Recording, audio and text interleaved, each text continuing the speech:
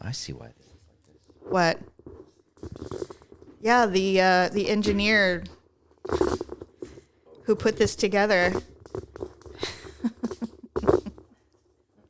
The engineer got a little too control freaky with the chords. Wires are no bueno, man. But still, we'll figure it out. There's no reason to have your head pinned to the. Yeah. Yes, indeedy. Yes, all right. Indeedy. Welcome to the Ugly Truth. Episodeless. You're out of spite. You're not saying the number. Escape.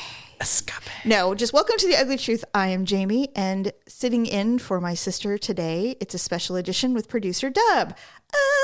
Ugh. Hello. Man, that was terrible. You know what? I don't know that the chair might be cursed because Stephanie also struggles with saying her operatic ugh in that chair. I try and back off because I feel like it would be too much. I don't know. That's pretty bad too. but that my voice actually cracked on that one. Is that my voice? Is that my voice? Well, it also could be because the time changes come. Oh my God.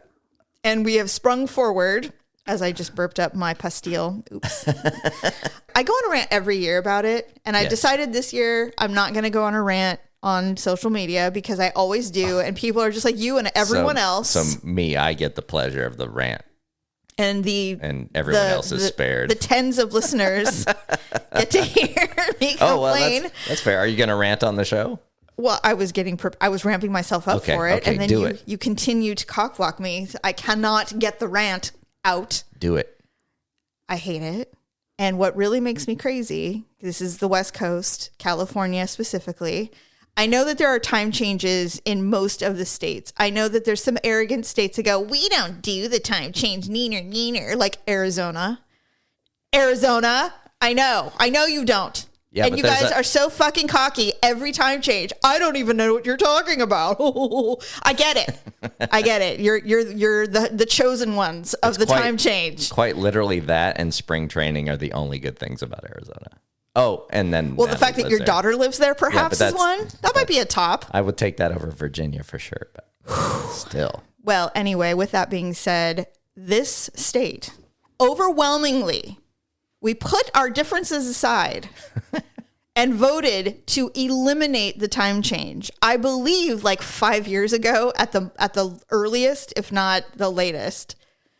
And yet still, it has not gone into... And yet still... Has not happened. And let me tell you, when I say that when it comes to my civic duties, I will avoid jury duty at all costs. I vote... Why? I don't want to go to... Okay. Just because? Anyway. Another topic. Sorry. I vote, and I just let the people who win the seat do their job. I mean, I'll enjoy everything they do, but that's beside the point. I voted overwhelmingly for the time change. I was so motivated the year that it did not get incorporated that I reached out to my representative, which I don't do.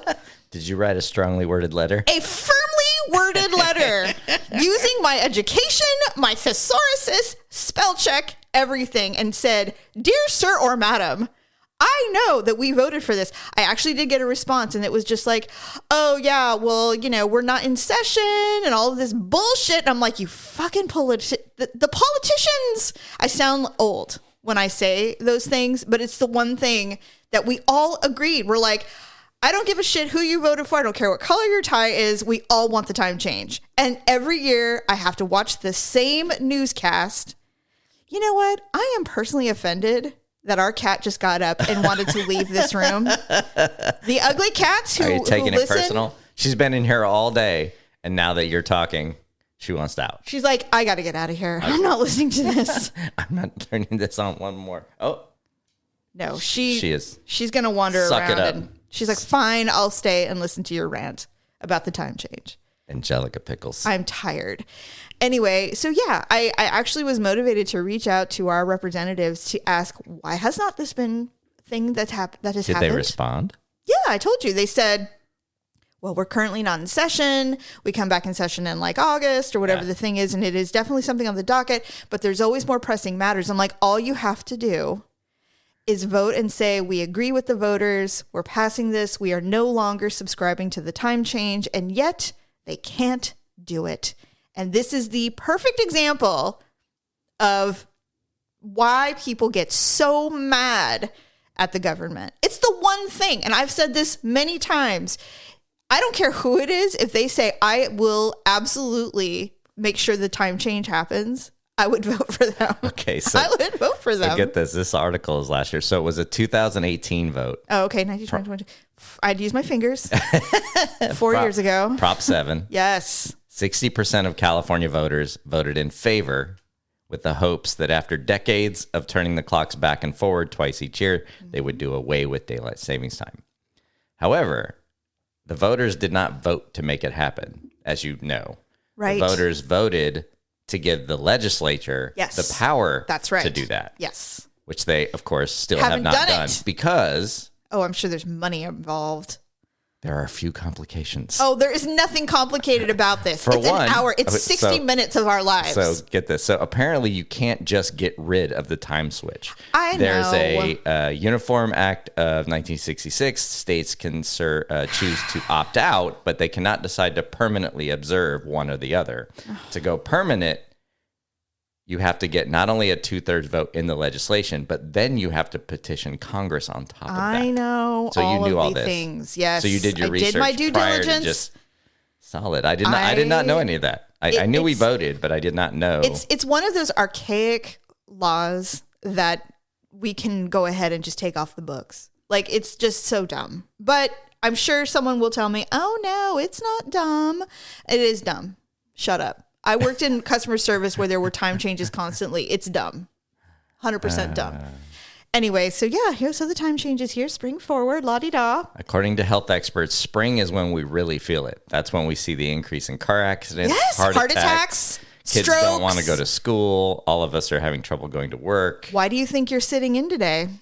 Oh, yeah. Solid. She has a child. We're moving a little slow this morning. We are all moving slow. I woke up this morning. I went, oh, my God, it's 20 to 9? Like, I never sleep that late. And I mean, never. Even when I am hung over to the hilt, I don't sleep until 9 o'clock. Yeah. So I don't know. You didn't. You know what I mean? Like, I know. I mean, it was still, but even without the time change, sleeping until almost 8 a.m. is really late. Yeah. Because I'm pretty used to getting up early. Anyway, with that being said, it's spring is here. Have a can of beer or whatever they say. I've never heard that in my life. Spring is here. Have a can of beer. I think it's a Michael Mara show thing. Okay, from 100 years ago. Okay, so it's stupid. I think it's from the Don and Mike show. Show's terrible. Don and Mike was a great show. That was a great show, and I miss it terribly. On the radio, it was a decent show. It was awesome. But you know what? That kind of radio doesn't exist anymore, and I know that there are podcasts that try to make it a thing, and it's not. It's just not the same, and I don't know why. Yeah, they just don't have the listener interaction that they used to. You know what? And even if you are, I think the only person that would have the ability to field calls would be Joe Rogan. I think. Because the majority of people listen to the podcast whenever they feel like listening to it, to say, hey, Joe Rogan's going live. This is the phone number you can call. They would get a great response. Yeah, Adam Carolla does it. It's very, but you have to tweet it out. Yeah, and you have to say we're recording. We're so you recording. Have no context, no feedback. You're just calling to call do whatever. and call and ask us your questions. And it's like, well, right. And if you just happen to be on Twitter, should we take calls? Should we tell people when we're recording and take calls now that we have this fancy equipment? I mean, I think we should email Tripp and see if he'll call. He left us a voicemail once doing his own. I know. Well, that was me. That was our God. What episode was that? 100 maybe. I think it was our 100th episode. You reached out to listeners. To some of the. Are you willing to leave a voicemail? For socially interactive, and two sad girls who do a podcast. These two traumatized young ladies. That was like almost 400,000 downloads ago. So I know. You know what? Have we hit 1 million downloads yet? No. Sorry. Whenever the second we hit 1 million downloads, I'm going to say we are the Joe Rogan of the Ugly Truth. Because he gets 1 million downloads an hour. Well, not anymore, but yeah. Oh, I don't know. Anyway, so the time change has made me salty, and I'm tired. I have vocal fries. Sorry. I'm so tired. But it's also, we're going into... Morning vocal test. Second morning vocal test. Good morning. Good morning. Good morning. So St. Patrick's Day week is coming, and Yes. I know for some it's a big deal. I know we're in the middle of Lent as well, so there's like a lot going on. Did you know that it's St. Patty's Day with D's and not T's? Yes, I did know that. I did not know that. I have a very dear friend who is Irish. Okay. Oh, that's right. Very Irish. Like she's first generation immigrant. That's right. And so she has absolutely educated you on the educated me on the Irish culture. That's awesome. And I love her for it because that's great. It's a beautiful place, and the whole theory, the whole story, and the whole place of Ireland is. There's a reason why it's so magical. By the way, speaking of which, I found a second reason why I want to go to Ireland. Besides, well, I mean, Ireland's amazing, whiskey? Yes, but besides the whiskey, what? Besides What? not a word. I don't know. There's an island. An island just off of the coast of Ireland, where that entire scene where Luke is at the Jedi Temple is the one where he sequestered himself to. That was all filmed there. So I assume there's some kind of boat that will take nerds out there to go, this is where Luke was. Perhaps. Like the buildings and everything were already there. Like they didn't even build them. So well, listen, if you want to go traverse that sorry for dragging the show to the garden to the bottom of the sea. Sorry about that. If you want to traverse those 200 stairs that you have to walk up, and let me tell you, just generalizing. I hope those little creatures are still there. Don't know how many Star Wars fans could do that trip. Oh. Walking up all those stairs with a lightsaber, which they would absolutely bring. Wouldn't you? For photo. No. If you were going to the Star Wars Island? I don't own a lightsaber. Oh, I can fix that. I'm fixing that immediately. No. Listen, I have full respect for fanboys. I do. They have a real one now. I know. Trust me, I've seen the pictures. They do it on the Galactic Cruiser hotel, the new hotel they have. Which we're not going to. Ever. I'm a huge Star Wars fan. I'm never going there. You don't want to live in space for 2 days? No, not if they open one not in Florida. Okay. Yeah, that's true. I hear you. And you're going to be like, oh, you're not going to believe it, but Anaheim has got one. I'm like, oh, great. Well, have fun. It's happening. I'll be over here at the bar. Yeah. Because that's what I do now. No, I would go just to have the experience, but it wouldn't be something where I'd be giddy about it. But I would do it. With all of that being said, it is St. Patrick's Day week. And I know a lot of people, I would think, I haven't heard of a whole bunch of parties going on this weekend, but I think next weekend, well, there will be some, even though St. Patrick's Day, because it's like on a Wednesday. Thursday, yeah. It's like leading in. So my guess is there will be a lot of green beer flowing in Thursday, Friday, Saturday. Yep. But you, my friend, will be in Minnesota. How do you say it? Minnesota. Minnesota. I can't. You do better than me. Oh, crap. Yeah, anyway. Oh, crap. Yeah, so you'll be in Minnesota. Yes, I will. For the first time ever. Well, you know what's crazy is... I don't know if that's true. I think it's true. I've never been there. When I was a kid, we'd traverse the country, but I'm pretty sure I haven't done much of the north part of the country because usually we just go up into Canada and then across. But anyway, I'm pretty sure I have not been to Minnesota. Traversed is the word of the day. Traversed. Ding, ding, ding, ding. Pee-wee Herman. So you're going. Now, I will say I know how much you would love it if I would go with you to these places. That way, when you have free time, we can go gallivant and explore. And I would love to go, but I'm not because it's going to be 3 degrees. It's 3 today. I've been watching stupidly. You've been following the weather for as far out as that. Like I remember thinking the other day, I go, 10-day forecast. I'm within range of it being accurate. I'm going to go look, and now it's looking like 50 is a high. And they're going to be in short sleeves and stuff, and you're going to be wearing a coat. Just missing whatever this nor'easter this big dump, thing is, and I'm like, oh God. But it's crazy because the COVID cases are at a record low, and so now it's like, nope, back to work, everyone. It's time to get on those planes and get to those face-to-face meetings, which you're doing. And they're fucking packed too, man. Oh yeah. At both flights I was on, the very first flight I took, it was just a there and back in San Diego, but it was like, this Everybody's is a completely full flight. I'm like, Jesus. And you take commute flights. So those are all people who are like business working. They're working going to a place for business. Yeah. It's very interesting. This whole working from home thing is still a thing, but Clearly they're like, okay, so it's safe. Come to the office. You know what's worse than doing video calls all the time? Doing video calls where you're on video and 2 or 3 others on video, but like 8 others are in person. Mm-hmm. Like that hybrid of now you're meeting virtually, but some of them are not. Yeah. And so I'll tell you the best one I did the other day, though. They were in a conference room where the camera focused on the entire conference room so I could see everybody. Mm-hmm. But if a single person was talking, the camera zoomed in on them. Oh my God, that's my biggest nightmare. I would hate that so much. So if you were talking, and I don't think it doesn't fit. I'm ready for my close-up, Mr. Seville. It wasn't like physically zooming, but it clearly had multiple cameras sitting on those seats. If I knew that, that there's no way. You would never talk. First of all, I would, but there would be no way that I couldn't make light of this and make it an awkward moment. Yeah. I'd hear the wee coming close to me and be like, I'm ready for my close-up. As I was saying, ladies and gentlemen, and they'd be like, can we please just talk about selling cars? Can you please? I'm like, sorry, you're right. I'm sorry. I should be working from home. Anyway, yes, despite my best efforts, and I am kind of looking forward to going just because it's nice to go somewhere new and see you're going to meet some new faces. Yeah. It's awesome. I mean, I would think a lot of people who travel for business. I mean, and one of the coworkers on my team is based in that market. I haven't seen him in 2 years. So there'll be a lovely reunion. Yeah, you'll hug and everything. Yeah. So anyway, but I am not happy about, and you were very gracious to accommodate, but I'm not happy about missing your traditional. My St. Patty's with 2 D's meal. Yeah. Mm-hmm. Well, and with that being said, I will be making it on the next day. So when you will get your corned beef and cabbage and all the things. Love. And the Guinness. There's something else you make that's good.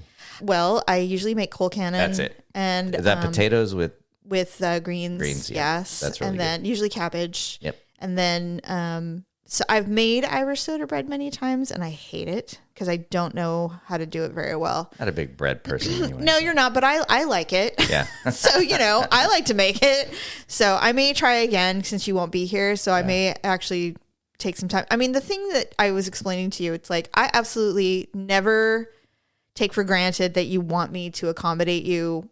Accommodate's not the right. You want me to accompany you on business trips because you do go to some pretty amazing cities and you meet some amazing people. And I have met many of them and they're lovely. It's so nice to meet the people you work with because you work with some great people. But when you're gone, I mean, I get to do other things and I don't hate the alone time. Not that I don't enjoy, well, especially what we after 2 years of and nonstop. It's just, if I don't know why it should not be a problem. I should be able to just go forth and do whatever I want to do. But the problem is, with the exception of this last week, if I'm doing something, you're like, what are you doing? That looks really fun. And then suddenly it's a group effort. Even if it's grocery shopping. If it's anything. And so when I find myself locking myself I don't lock the door, but when I'm in my room and I'm like, you know what? I feel like I just need some freedom to just exist beyond. Walk around naked. No, that never happens. Women don't do that. They don't? I saw a video of a woman. Damn it. Working out on her Peloton. And she had on one of those guys' muscle shirts where the whole side's open. Oh, so it's like a tank top, but it literally goes to her waist. Side boob. She wasn't wearing a bra. And she said, what's that? It's just a text message. Those things come. From who? Baseball update. Joshua Pusateri. The Giants have signed Rodon. I think he's going to be good. Has a history of injury, so hopefully that can be avoided. So everyone, just so you know, the Giants have signed my cohort and coworker and best friend and Giants fan has just updated me on something that we knew yesterday. But thank you. Okay. Anyway, moving on. What?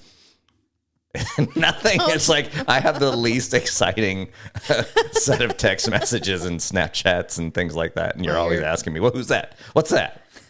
Anyway. And yet I crave distance. That is the ironic nature of you.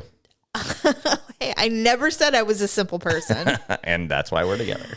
Oh, Lord. Anyway, so I'm looking forward to your travel. I do understand that though. Not only the alone time here, but the other thing is I think we've learned that we have to be very selective when you do travel with me, because there are trips where I get 2 seconds of not working. Right. Right. And then it's fun and worth it. So yes. You should really only go if it's like for a meeting where we can make an extra day or a weekend out of it, or we're in a town where you're completely comfortable and you know people and you can go do things and have transportation. And so we've learned good and bad, right? Like we figured it out. Yeah. So, but for sure. Of course I love you going, but I also have to understand that you hanging out at the hotel because it's not safe to go out by yourself in a city is not that I've never been to is not a good way to go. Yeah, so. I'm not one of those people. I've read way too many scary stories about women going, "Oh, my mom and I went to Turkey and we were approached by this gentleman who followed us to our room." I'm like, "Oh, well, that sounds super fun to me." That sounds terrible. Terrible. Awful. Ireland would be a great place to go. I would love to go. I want to. Yeah, I'm dying to go to Ireland. That's number 3 for me. Actually, it's technically number 2 because I guess that's still number 3 is tied. Like I'm very France. Like depending on the day, I'm really, because of this whole ancestry thing I'm doing. Yeah, I'm finding that Scotland is primarily where my relatives come from, but I think I have an Irish line as well. It's just been very difficult. Sure. So once things open up and there's no more war, we'll make our way to Europe. Whoa. What is? Okay. Who's that text from? Who's that? It's a cat approaching the camera. Oh, fine. And then a YouTube telling me that Jeffree Star's bought a new puppy. So I'm really excited about it. Can't wait to see the dog. I think the dog's name is Dazzle. Anyway. Of course it is. Okay. How do they not already have a dog named Dazzle? I don't know. So Mackenzie, our daughter. Yes. She calls me every day after school to give me the update because it's our thing now that she doesn't live here anymore. And I very much look forward to the calls.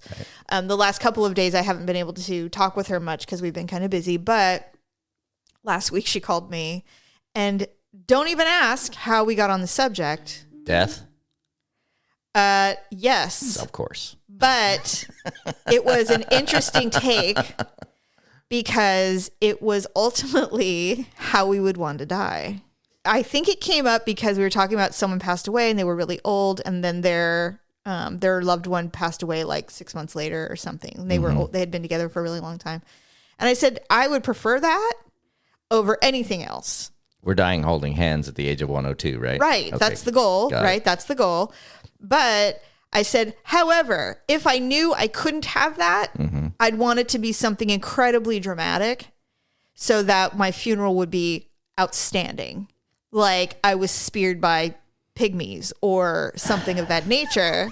And so then she said, oh, by maybe getting eaten by an animal. And I said, you know what? No, I don't want to be eaten by an animal because they don't have any feelings. They don't wait for you to die. They don't care. They have no emotional attachment to you. You're just a squirming piece of meat. And a pygmy with a spear would. And you make a lot of noise. So wait, is a pygmy a person? Well, they're pygmy tribes. Is that derogatory? I don't know. I don't think so. Don't look it up because I'm not changing my mind. Okay, fine. Anyway. It's not like I'll edit it out anyway. So we talked about, I said, well, what would she goes, well, I'd probably want to be killed by a bear. And I go, oh, no, you don't want to be killed by a bear. No. I listened to a podcast and they eat from like the butt up. Like they literally just start eating. They don't try to kill you first. I said, if I was going to be eaten by an animal, I would choose a tiger because tigers go for the neck because they have this, innate way of sensing pulse and blood flow through the jugular of their kill. And so they actually will choke out and kill before they start eating. Right. Tigers specifically. And they do that. I think they do that typically. I know cats do that a lot because it's common actually for them to kill and then drag. And I think cheetahs do it too. Or something like that. Right. So I'm like, so for me, it's a tiger or a cheetah. Anything else, lions will just start eating your guts. They don't care. I've seen them eat zebras alive, and I don't want a part of that. But I said that, and she goes, what about a shark? I'm like, in a million years, no. In a million years, no. I don't want to be eaten by a shark. Because she goes, well, they could just swallow you whole. And she goes, oh, wait, that would be worse. I'm like, yes, horrible. So what about you? What animal would you want to be killed by? Don't pick my answer, but I know you will. God. Some other type of cat? Lions will just eat you. Yeah. An animal. I suggested an alligator, and Mackenzie was revolted by that. Too much. Because they take you and barrel roll you and drown you. Yeah, no, it's not. But you would be in so much shock. My guess is you would die of a heart attack before you'd actually drown. Yeah, I'm struggling with anything water because it's just it's so unrealistic for that to happen. For me, then that's still a cat. I was gonna say like a mountain lion or something like that, but a mountain lion would literally just tear you to shreds. You'd bleed out so quick. I would think that like I don't hate the idea of a bear if it killed me first. They don't. Unless you fought it and it picked you up and flung you and you broke your neck or something. Yeah. But even then, there's no guarantee you'd be alive or you'd be dead. Bears are terrifying. They're terrifying. It's one of the reasons I don't want to go to Alaska. I want to see them, but I don't want to see them. Maybe a killer whale. Maybe something like that. Killer whales don't kill people. Well, they would grab you by the leg and take you to the bottom of the ocean. That would kill me. Yeah, but your head would pop off from the pressure. But think about it. They would play with me. I would be like tossed in the air and stuff. Like a seal? Yeah. That would be graphic. You said dramatic. You know what? That would be that would be an unbelievable funeral. That would be an unbelievable funeral. I would be like one of the the gallows seals, humor alone would be worth it. You know the seals where they're like on a floating piece of ice and then the orcas will charge them in coordinated fashion push them off. and then use their tails to generate a wave that pushes them off? That would be me. Woo. And then I would get tossed around. Yes, you would, right, sir. Well, there you go. All right. There's my answer. I just can't. I mean, all I think about is because a shark would freak me out. The shark. I can't do it. That's too terrifying. And yet we're the Jaws generation. I can't do it. Okay, so before we close out, what was Kenzie's animal again? I don't know if she chose one. She may have chosen cheetah with me or tiger. She might have agreed with a cat. Okay, got it. But she could. It was okay for her to do that, but I had to pick something different. Well, nobody heard that conversation. Oh, fair enough. She just agreed that perhaps that's because so we're going with tiger and orca, and she would concede that tiger's probably a good call. I personally think they'd whip you in the air one time and snap your neck, and you'd be done. You'd be done. Yeah, but then I think about the post-mortem.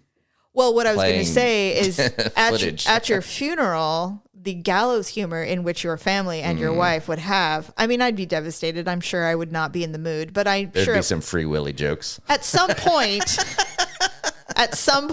I'm sure I'd be leaning into someone, talking to them about something. I'm sure it would. There's no way that would not the Free happen. Willy theme song playing. 100%. There'd be all kinds of jokes about Shamu and all the things. It would be a thing at some point after your ashes were spread in the tank at SeaWorld in San Diego. Oh, dear Lord.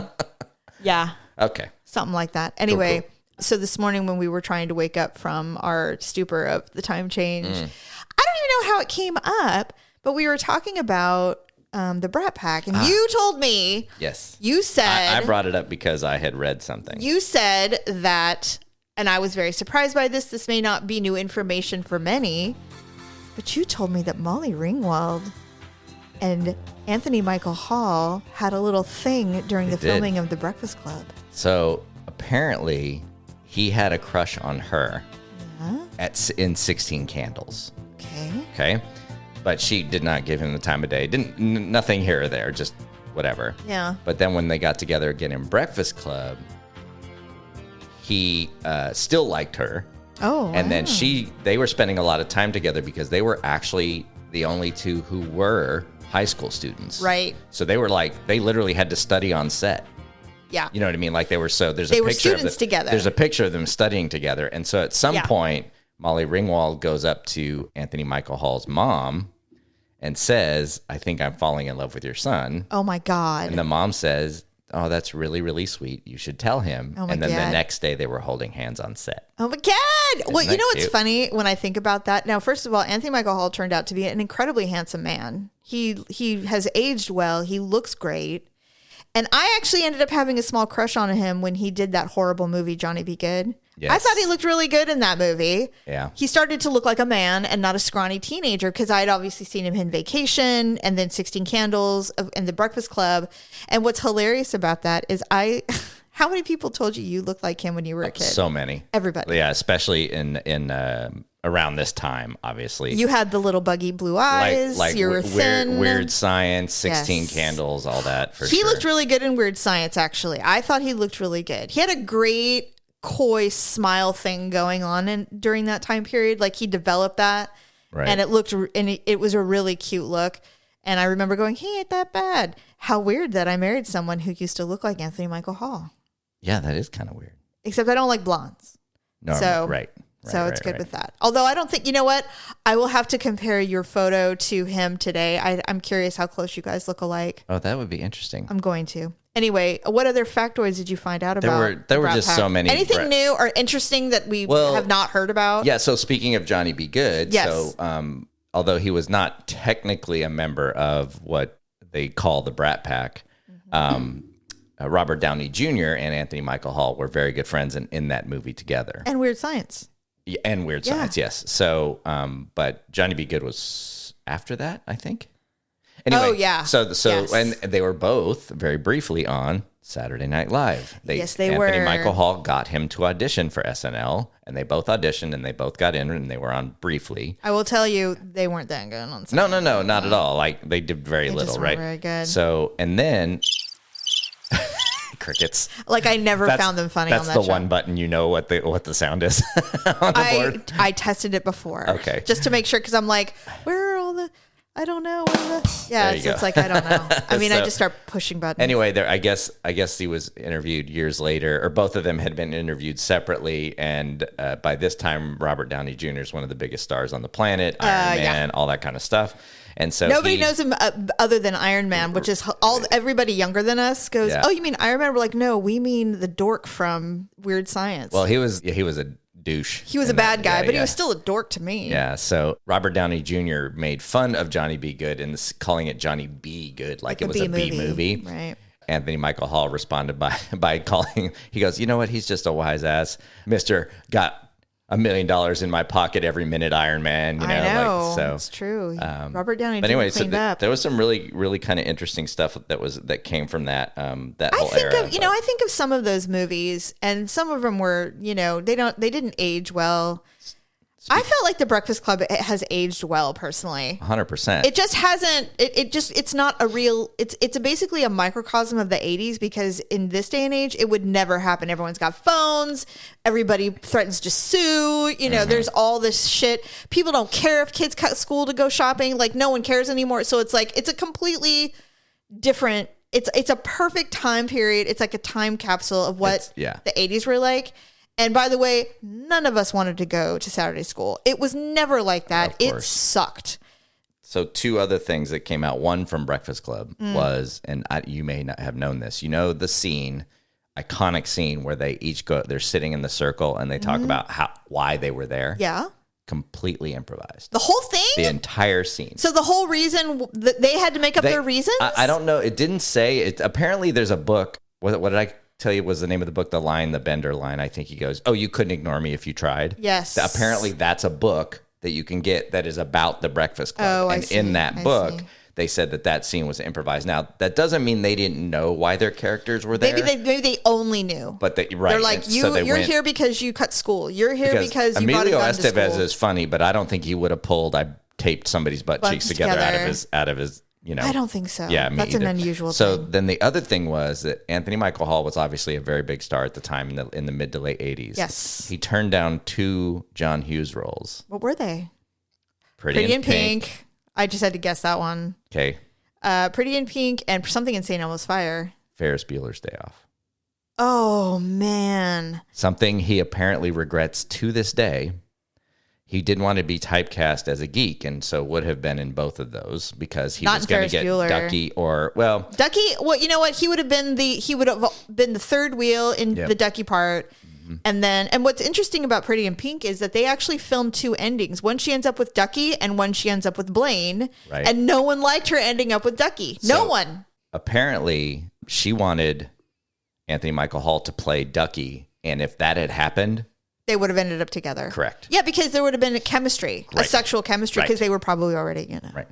Anyway, so the other one's Ferris Bueller's Day Off. He said something he regrets to this day. It caused a rift between him and Hughes that lasted until Hughes died. Yeah, Molly Ringwald had the same problem. And Hall says that was one of the saddest things of his life was having that rift and not repairing it. Yeah, you know what, though? John Hughes was kind of an asshole because he had a rift. Molly Ringwald was his muse for years, and she was kind of over it, if I remember. And he was so pissed. And I don't remember what film she turned down. It was some gritty film. And she turned it down, and he was just like, I'm done with you. And like, they never repaired that relationship. And I'm like, these are children. Like, what are you doing? You're an old man. Like, what's your problem? And apparently the Emilio Demi thing was terrible. What's that? Well, they were together. They were engaged. Emilio Estevez and Demi Moore? Yep. Emilio. That's St. Elmo's Fire. Yes. That's right. So after 6 months of dating, they got engaged. But then things went south as they began wedding planning. Emilio and her had just mailed out their invitations for the wedding when a friend told me she had seen him with someone else in L.A. Oh. He denied it, of course, but I was having a hard time trusting him. During a 2-week breakup a few months before, he'd slept with an ex-girlfriend, lied about it, and then had to admit it when he found out she was pregnant. Oh, fuck. So that was, how old were they? Probably in their 20s, yeah? Yeah. So. Yeah, see, you shouldn't get married before you're 25. Yeah. 26. Those actors are very nostalgic for me personally. Obviously, they just completely embody my teenage life. But there were some movies during my 20s that I remember really enjoying. Like, I really liked About Last Night with Rob Lowe and Demi Moore. That is in here as well. You know why? Because that is real. That shit is real. It feels like forever, and then one thing makes it blow up because nobody's ready to commit because we're all too fucking young. Yep. And then a year or two later, you come back and you meet each other again and go, we might be able to work this out because I absolutely liked fucking you. Yeah. And then you just assume that things will go well. There was some stuff in here about Last Night too, which I loved, and I actually fucking love that soundtrack. First of all, who doesn't want to have sex with earphones on? Like who didn't see that in their 20s or their late 19s, 20-year-olds and wanted to do that? No, actually, I was way younger when that movie came out. I was in high school when that came out, but I just remember watching it and going, that would be hot. That would be hot. And then, of course, knowing me, I would be the one to pull the cord out and it would be blaring in the apartment. Right. But I love that scene. I remember the shower sex scene going, oh, this is how adults have sex. I remember going, I can't wait. I was like, this is great. Is this what adult living is like? Let's do it. That whole movie was something that I went, this is what it's like to be in your 20s and being in love and all that stuff. Because I was a kid. I digress. I was like a junior, I think, in high school, maybe even a sophomore. But anyway. So Rob Lowe did not want Demi Moore to play Debbie. Why? In About Last Night. Did he not like her? He even held auditions with other actresses because he didn't want them to feel too familiar because they knew each other so well. Oh, I see. But then, he was actually a little bit against it. Because he goes, we've done this. We did St. Elmo's Fire. We did it already. But they weren't together in that movie. And then when they auditioned together, it's like, oh, the chemistry's too good. Yeah. She's going to play Debbie and she's going to kill it. It was amazing. It was such a, and I mean, the breakup was real. I cried. Anyway, I thought it was interesting because it is interesting. I mean, you think because especially us, you know everything. You think you know everything. And we've seen those movies. And it's all tabloid shit that we know. We don't really know these people.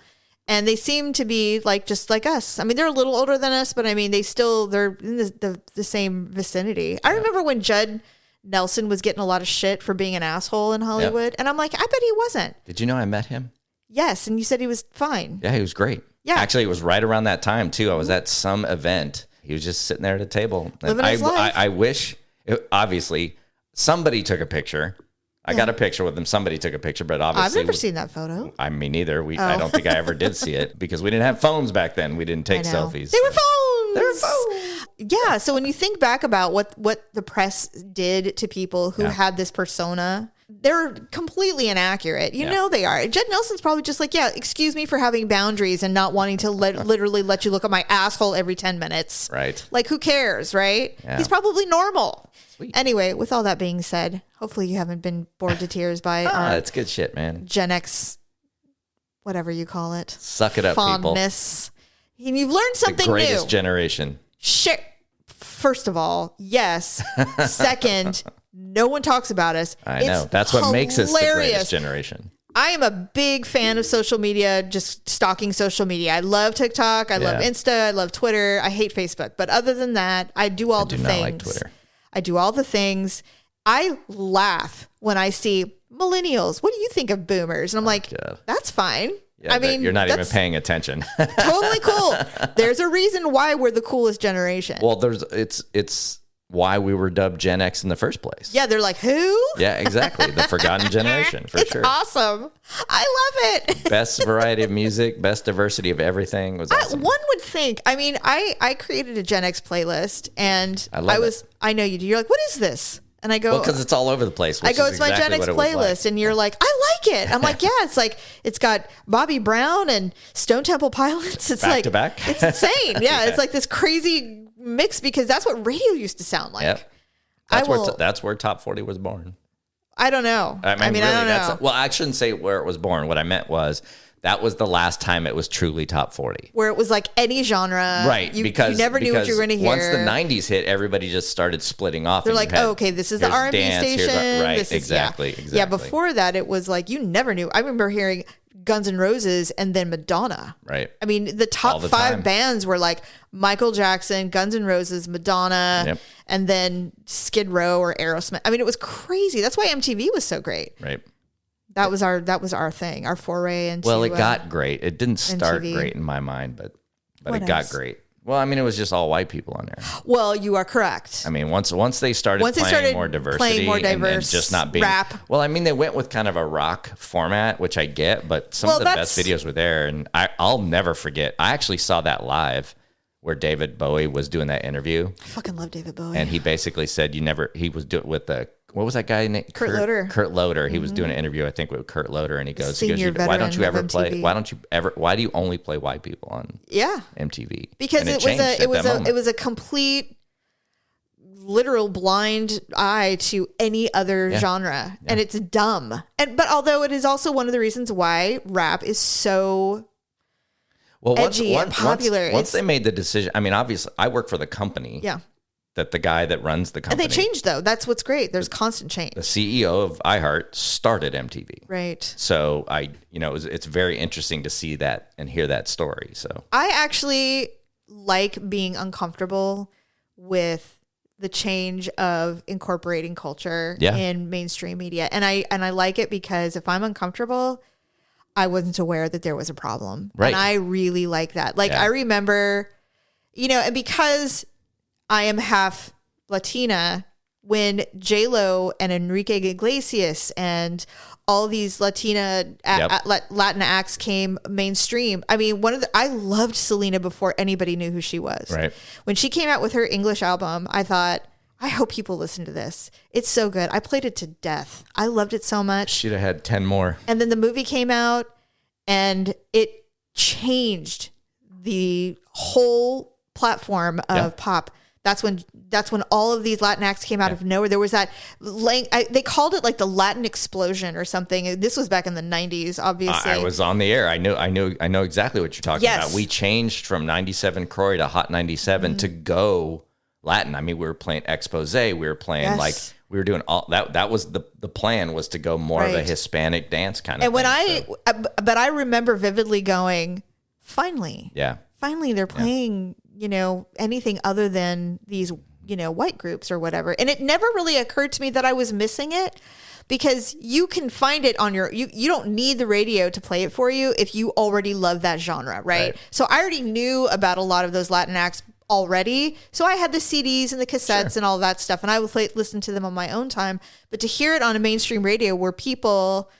What? It's just so funny to say all the stuff we're saying, Gen X and CDs and cassettes. And I know. I hope all of you listening remember those things. They don't. They weren't alive. Most of the people were like, oh, yeah. Maybe some. Anyway, so to hear it on the radio, I'm like, oh, my God, that's interesting. They picked something. And then they always picked like the worst song on the album to play. And I'm like, well, that's fine. I mean, if everybody likes it, great. Yeah. And the only caveat was I never understood how Prince became so goddamn popular and no one even thought to think that he was a black guy. Like, no one ever thought about it. He was literally the epitome of soul and funk. And it never was a celebration of, finally, we're getting some outside of Motown, we're actually getting some black artists on the mainstream radio, and how it probably opened the door for a lot of other black artists. And Michael Jackson started black. He started black. He's the first black man ever. He started black, and then he progressively worked his way toward being white.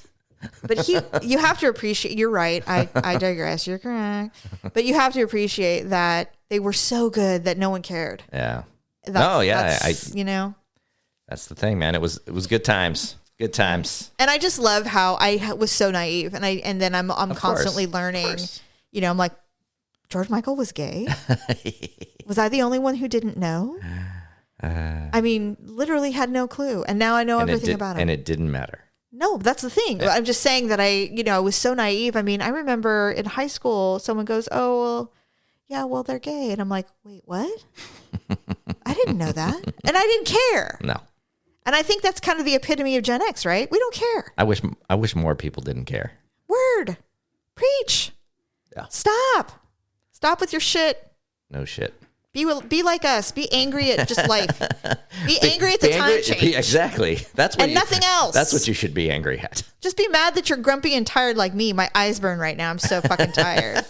God. Over it. Man. Anyway, all right. Well, Stephanie will be up on the next show. And thank you for listening. Are you okay? You falling asleep over there? No, I'm just, my eyes burn, and I think it's the cat hair. I really do. Whatever. Fucking Angelica. All right, sweet. Thank you, everybody. Bye.